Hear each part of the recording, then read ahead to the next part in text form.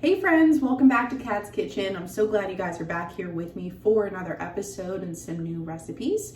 Today we're actually going to be making some prepared meals for the freezer. I have 20 pounds of ground beef here from my freezer, and we're going to turn this into some pre-made meatloaves and some burgers.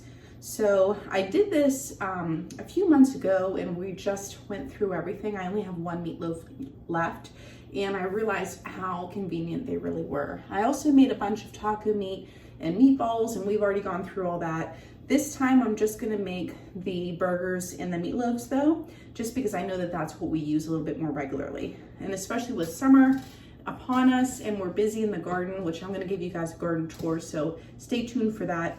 Not in this video, but in a dedicated video. It's really doing well.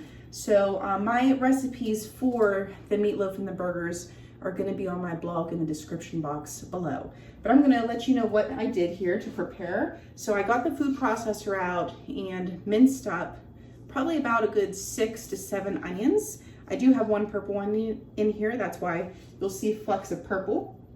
And then the seasonings that I'm going to use, I change it up every time. Like I said, if you want a structured recipe, just go check out my blog. You'll see me I'm going to use salt, pepper, onion and garlic powder, parsley, some crushed red pepper flakes, minced garlic, some Worcestershire sauce, and I actually have some liquid smoke that I want to use up. I don't normally put that in, but I think that would be good whenever we use it on the grill. And then I'm gonna see if it needs some eggs. I have that out, and that's it. Then we're gonna get started with this. So I hope you guys enjoy, and let's get started. Alrighty guys, so I'm starting with 10 pounds of our ground beef in this bowl for the burgers, and then we're gonna use 10 pounds of ground beef for the meatloaves. So what I'm doing here is just cutting the beef out of the packaging and rinsing it underwater, and then we'll place it in the bowl and then we'll season it up.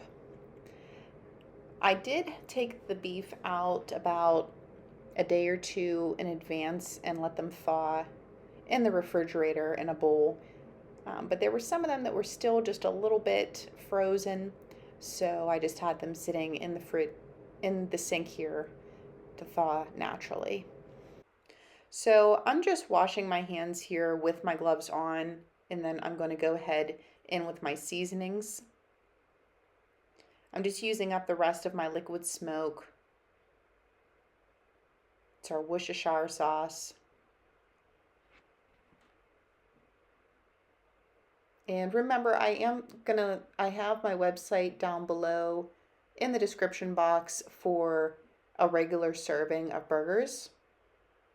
And if you want to scale that up or down, there is a little tool on the side where you can do that depending on how many servings that you specifically need, and it'll adjust all of the ingredients for you. And it's also printable too, so you can print that off. Here we're just adding the minced garlic, the salt and the pepper, our onion and garlic powder. Some people wonder why I do garlic powder and minced garlic. The reason why is because you do get a different flavor from both, and that's what I prefer. We just added some parsley and then a little bit of red pepper flakes. Now here comes our minced onion from the food processor. That really made things a lot easier. These onions were still pretty potent, but I was very happy to have the help of the food processor. So now I'm just going to give this a really good mix because there's really no good way to mix this outside of your hands. And this is where the gloves come into handy. And some of these pieces are still a little bit frozen, so I actually end up taking a break from this and letting this come up to room temperature so that I can finish making the patties.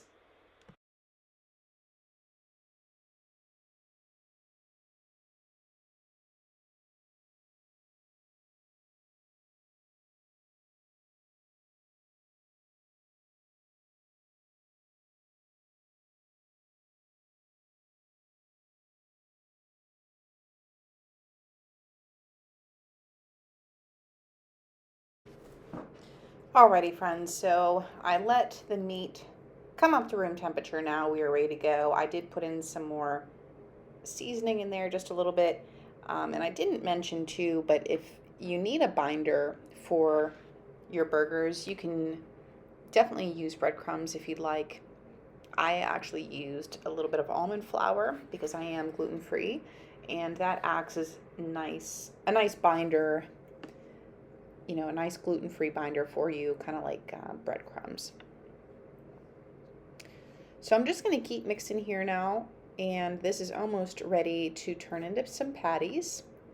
And what we're going to do is when we make our patties, you can make them any size that you would like, but you'll see the sheet pan I have right next to me. I have some parchment paper on it, and I'm just going to make the patties and put them on the parchment paper, and then I'm going to keep making them with a parchment piece in between each layer all the way up until all these burgers are made. And then we're going to store these in the freezer.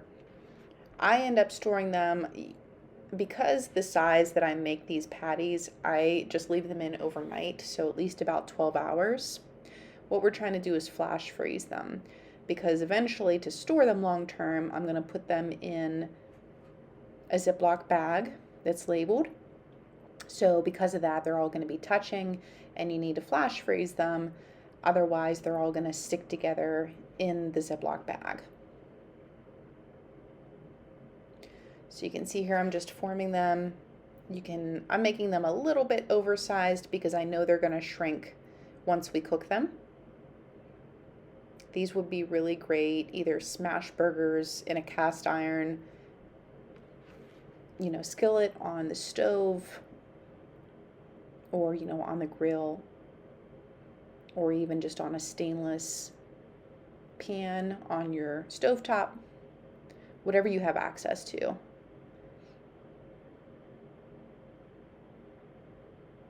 So yeah, I just keep making, I think I had, I want to say about 4 or 5 layers of our burgers here. I wanted to get these started first before the meatloaf, because the meatloaf is going to be a little bit easier because we don't have to, a little bit easier and faster because we don't have to flash freeze the meatloaf.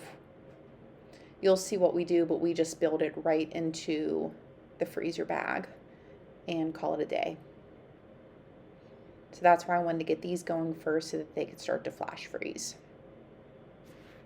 And then tomorrow we will take these out of the freezer and then put them into our freezer bags.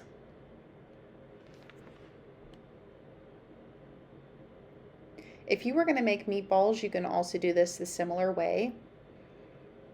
I know some people like to cook their meatballs before they freeze them.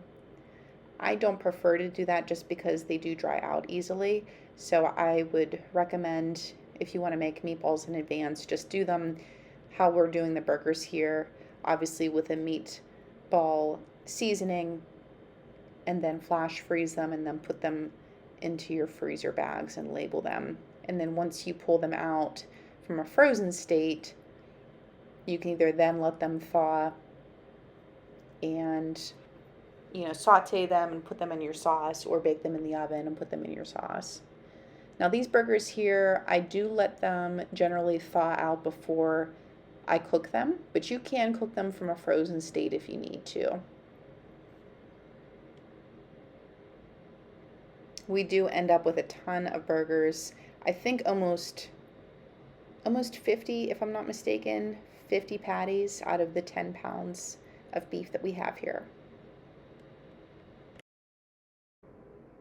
Alrighty, so I have my next 10 pounds of ground beef. This is going to be for our meatloaf. And I'm just adding in 3 eggs to this mix. Then we have some minced garlic. This one comes together really, really fast. You're going to notice this. Even the burgers really didn't take that long. The longest thing for the burgers was that they were still a little bit frozen that we had to wait on. Now I'm adding our almond flour as our binder. You can feel free to opt into breadcrumbs if you prefer that. And then we're doing our salt and pepper, onion and garlic powder, our parsley, and then our minced onion that we have.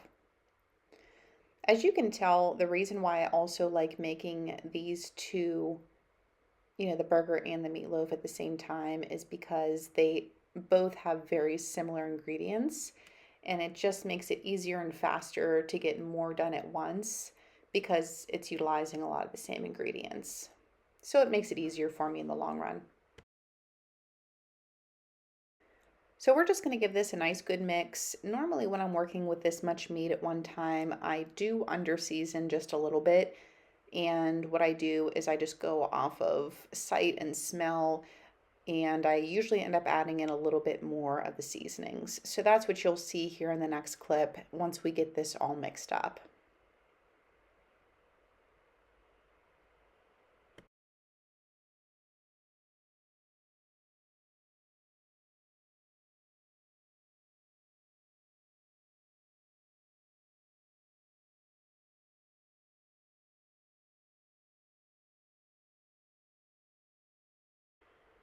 Alrighty, so you can see here that I've added in some more seasonings.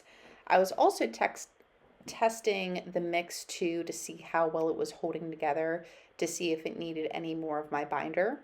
So that's something you just want to check. Just take a little piece of the meat, squeeze it together, and if it's falling apart on you, then you might need to add a little bit more breadcrumbs or almond flour, depending on what you're using.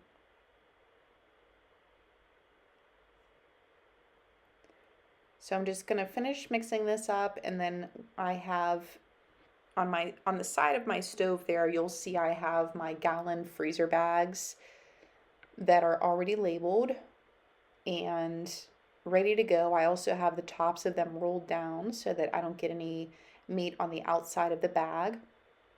I wanted to go ahead and use the rest of the onions in this mix because I didn't want to use them for anything else because of cross-contamination. And we really do enjoy onions around here, so that was not a problem at all. And so yeah, so I have my sheet pan there as well. I'm going to stack these up once they're in the bags. You're going to see how fast this comes together once we start utilizing our bags here. So you can see how I folded down the top portion, and I have 10 bags prepared because usually my meatloaves, I like to do about a pound per meatloaf, and I have 10 pounds of meat in here, so that's what we end up with, is 10 meatloaves. So I literally just use I'm moving this so you can see here. I have one clean hand. You saw I changed gloves. One clean hand on the outside, and the dirty hand is touching the meat. And I'm just going to line them up there on my baking sheet. It's just a little easier to take them all to the freezer that way on a baking sheet. You can see here I'm just pushing on the outside with my clean hand to mold our meatloaf. I'm sure there's many different ways to do this in advance. This is just the fastest and easiest way that I've come to find to do it. Whenever I want to use a meatloaf, I just take it out of the freezer the night before, put it in a bowl in my refrigerator, and then by morning it's thawed, and then I just pop it into a small baking dish on 350 and let it cook for roughly 45 minutes. And then in the meantime, I make a few sides, maybe an au gratin potato or some steamed veggies or canned veggies, home canned or store-bought canned, whatever I need to do to get dinner on the table fast. But it is garden season now, so we're getting a lot of nice vegetables out of the garden too. So this definitely makes for a nice fast dinner. And for Mark and I, we can usually get 2 meals out of this, so that's perfect for leftovers. Okay, so here are our 10 meatloaves ready for the freezer. I'm so excited to have these prepared for us so we can have easier dinners in the future. Alrighty, so here is our burgers. What I did is we just flash froze these on our cookie sheet, and in each layer I just put our parchment paper in between. You want to flash freeze them because whenever you put them in your bags like this and stack them up, that way you can, when they're frozen, they're not all gonna freeze together. You can pull one out at a time or however many you need. So we have 38 burgers here, and I was able to get 10 meatloaves. And so that's everything we got out of 20 pounds of ground beef. I think that's pretty awesome. I did go a little bit more oversized with these patties just because I know when they cook, they're gonna shrink down a little bit. Plus we can do like a smash burger if we want. So we have different options with these. So guys, I just want to thank you so much for watching. Please like, share, and subscribe, and I'll see you guys all in the next one. Bye-bye, friends.